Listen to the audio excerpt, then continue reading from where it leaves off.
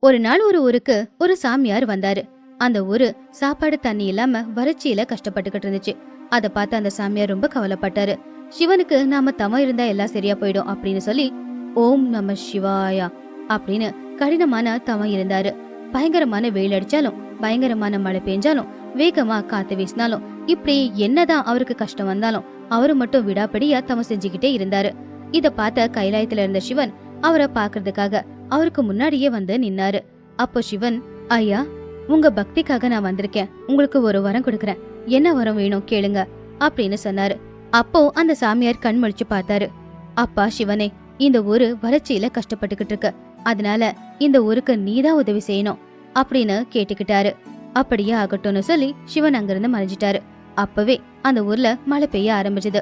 காஞ்சி போயிருந்த குளம், குட்டை, அதே மாதிரி ஆறு எல்லாமே தண்ணி நிரம்பி அந்த ஊரே ரொம்ப அழகா இருந்துச்சு.